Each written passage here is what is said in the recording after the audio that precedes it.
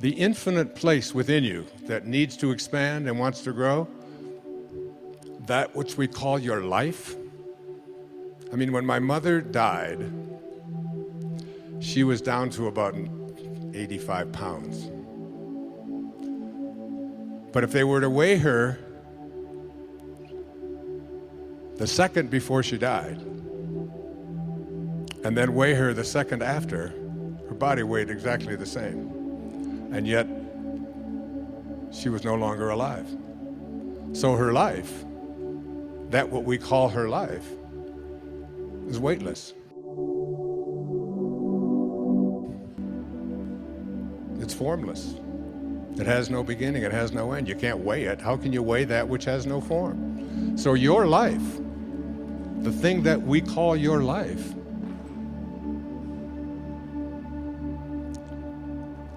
is God. That's what you are. That's what every single one of us are. So here's what Saint Germain said. The attitude of one who wishes to work in conscious cooperation with the ascended host should not be, I wish I could go to them for instruction, but rather, I will so purify, discipline, and perfect myself and become such an expression of divine love and wisdom and power that I can assist in their work. Then I will automatically be drawn to them. If you want to attract into your life what it is that you feel is missing, then what you have to do is to become like these great ascended masters. I honestly feel that I spent the first 10 years of my life in a series of foster homes and orphanages. My father walked out on his family and left my mother with 3 boys under the age of 4 when she was 23 years old. And so I had a great blessing in those earliest years of my life to be able to go within and discover something that I came here to teach, which is self-reliance. To learn how to rely upon ourselves. And I honestly feel that I'm right now writing on a book. It was very hard for me to leave Maui and get on that plane and fly to Sacramento and take a car up here and all of that. Not because I don't think it's beautiful here, but I'm where I belong anyway, so I stopped fighting all of that stuff anyway. But it was because I'm in the midst of writing. And I'm writing a book called I Can See Clearly Now. And it's sort of like a memoir, except that it's a look at all of what seemed like just isolated events that showed up in my life, which led me to the next step, which led me to the next, which have arrived here in 2012 at the age of 72. And as I write this, and I've written almost 50,000 words in the last 6 weeks, it's almost like an obsession, because it isn't me writing. It is me as writing. It is something that is, Lao Tzu said, none of you are doing anything. He said, you're all just being done. You ever have a sense of that when you look in the mirror? And you look at your body and you say, what the hell is going on here? I said, what's this chicken neck stuff? Where the hell did that come from? What am I doing with hair growing out of my ears? And I said, that doesn't need it. I could use it up here, but it's... And you have a sense that in this physical world, that there's nothing for you to do. Just keep this thing that houses your soul in as healthy a space as you can, but basically it's doing what it's doing. And you, inside of there, the infinite you, is just an observer to the whole process. And isn't that one of the things that we learn in our very first yoga days? It's just, don't be so attached to your body and what it can do and how it hurts to try to do that. And can I balance myself here? And can I do a downward up or down or whatever the hell they call all of those things that are out there? I just do Bikram, so it's... So there's a sense of this awareness. So because of the time, I usually take 3 or 4 hours or sometimes 3 or 4 days to go through this, and I'm trying to do this in a brief amount of time. The reason that most of us cannot reach this exalted state that I want to present to you in as in the limited time that we have is because we have come to believe in our limitations. We've come to believe in our ordinariness. We've come to believe that who we are is not God, is not divine. All right? So in order to transcend that mentality, you have to sort of reprogram your subconscious mind. Your subconscious mind is the mind that is doing virtually everything that you do. It's the mind that got you here into this room, that put your mat down, that got you dressed this morning, that got your breakfast. When you get in the car, you don't think about, how do I start this thing, and how do I got to make a right turn here. Do I slow down? Do I not? You all programmed your conscious mind, programmed your subconscious mind to do all of these things on automatic. And according to my friend Bruce Lipton, about 96 or 97% of what we do all day long, every day of our lives, 24/7, is done by our subconscious mind. So we have been programmed to believe in our ordinariness. I don't know if you saw my most recent PBS special, but I opened it up with a little story from Portia Nelson, so I'll just share it here with you if you haven't seen it. If you have PBS, you probably have, because that's about all they play. And I'm very proud of that, and we've raised close to $250 million for public television. So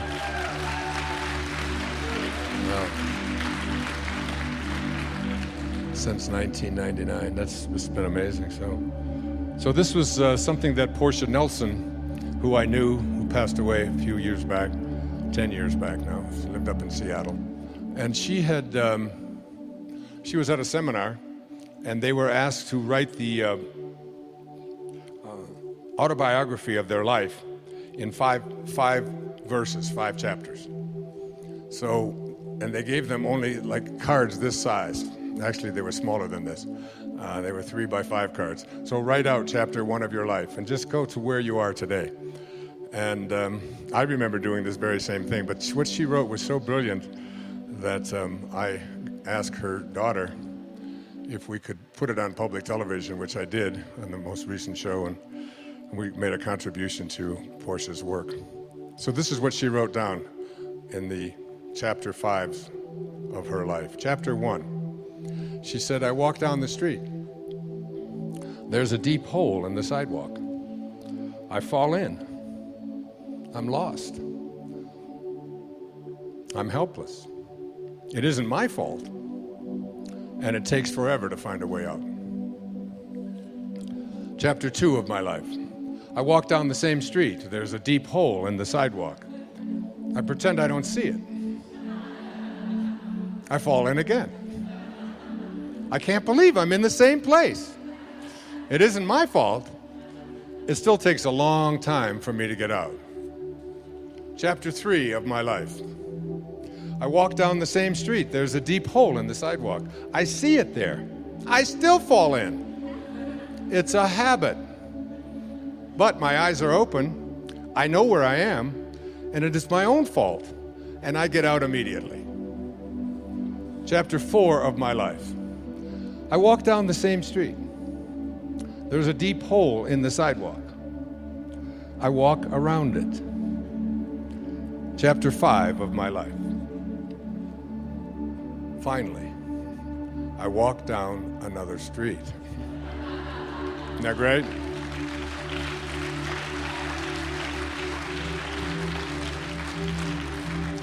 So in the time I have left, I want to talk to you about walking down another street.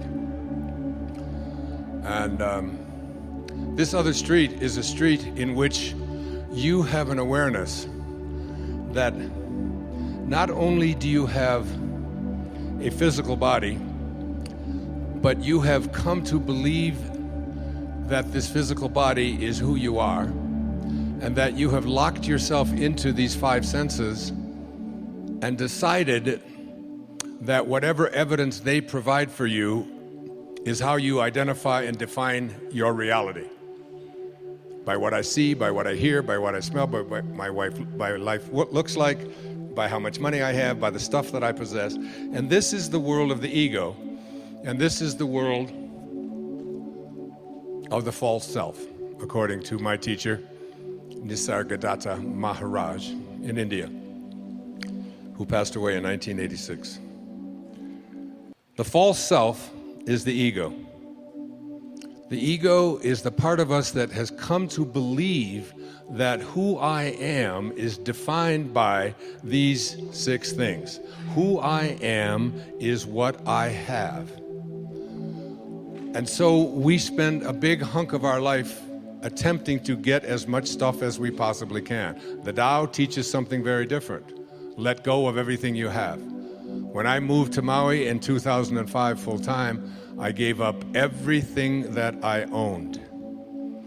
Everything. 20,000 books, all of my photographs, records of every description, furniture, all the things in the house, all my clothing, shoes. It was all donated to people who lived underneath a bypass in Florida. And let go of all of it. So the ego teaches us you are what you have. The Tao teaches us let go of everything that you have.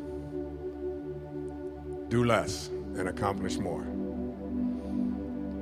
One of Lao Tzu's most famous observations was, I do nothing and leave nothing undone. My son has taken to becoming a spiritual Taoist. Every time I tell him to do something, he says, I do nothing. And I leave nothing undone.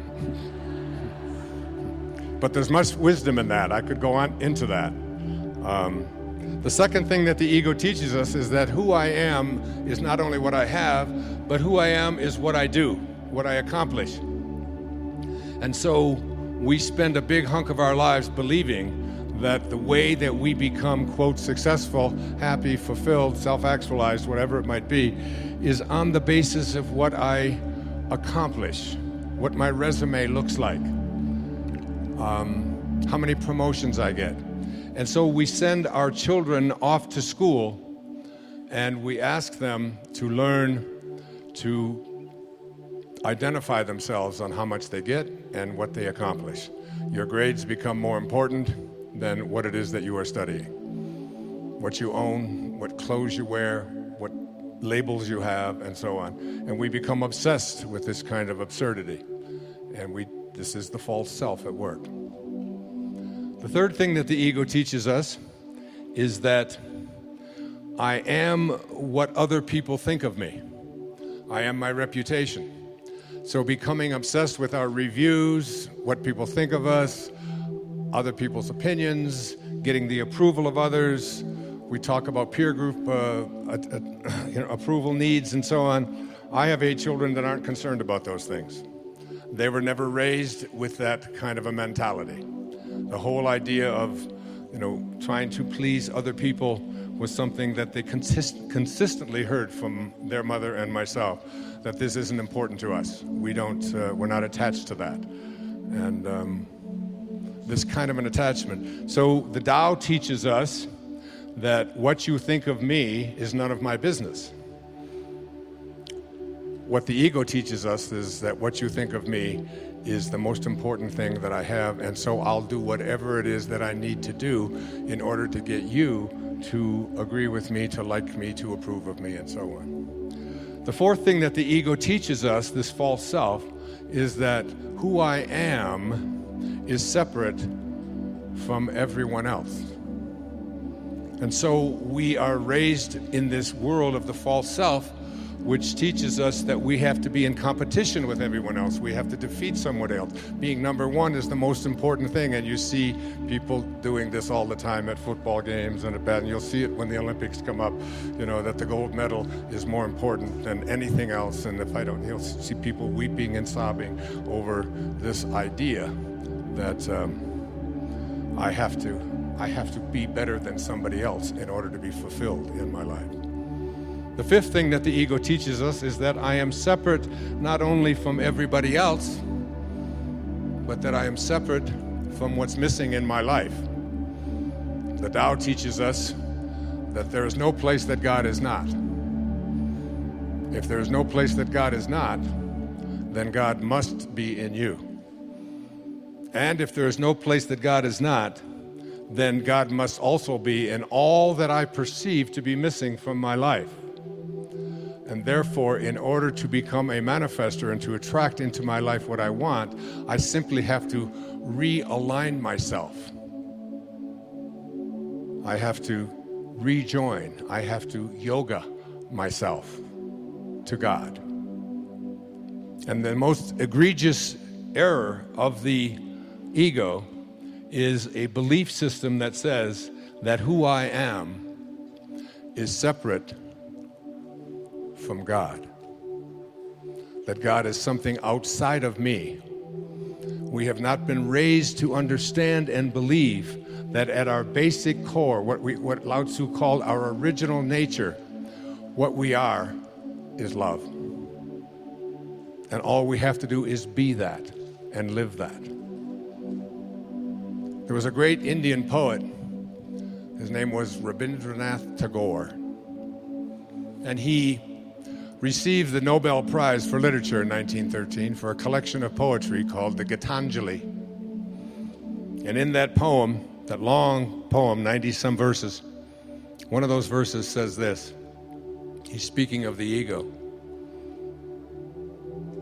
He said, I went out alone on my way to my tryst. But who is this me in the dark? I step aside to avoid his presence, but I escape him not. He makes the dust rise from the earth with his swagger. He adds his loud voice to every word I utter. He is my own little self, my Lord. He knows no shame, but I am ashamed to come to thy door in his company. That's a great poet. And that's a great piece of truth. That in order to get to this place, I speak about, that Maslow spoke to me about and trained me to think about, called self-actualization, is that we have to stop evaluating who we are on the basis of those ego identifiers, and instead begin to see ourselves as divine love, as pieces of God. The Native Americans used to say that no tree has branches so foolish as to fight among themselves. And look at us. Look at what happened just down the road from here in Colorado a few days ago. What is it about us that we have to create instruments of death in order to feel good about ourselves? What is it about us that we have to destroy each other and be in competition with each other, and even create things called weapons? It's why Lao Tzu left the place where he left in ancient China in the time of the Warring States. And a big part of the Tao, something like 31 verses out of the 81 verses, speak to the absurdity of having weapons and killing each other. He said that every death in battle should not be celebrated, but should be mourned, because it gives evidence that we have not reached this place and understand what T.S. Eliot was speaking, this place from which we originated, this place to which we shall return.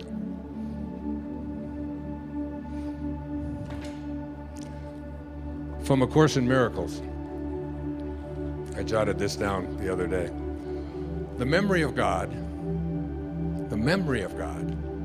comes to the quiet mind. It cannot come where there is conflict. A mind at war with itself remembers not eternal gentleness. What you remember is a part of you, for you must be as God created you. Let all this madness be undone, for you and return in peace to the remembrance of God, still shining in your quiet mind. Coming to know God, it's not about discovering something that resides outside of you. It's about remembering what's inside of you and living from that place. I don't believe that God is interested in us loving God. I believe God is interested in us loving each other and figuring out a way to do this regardless.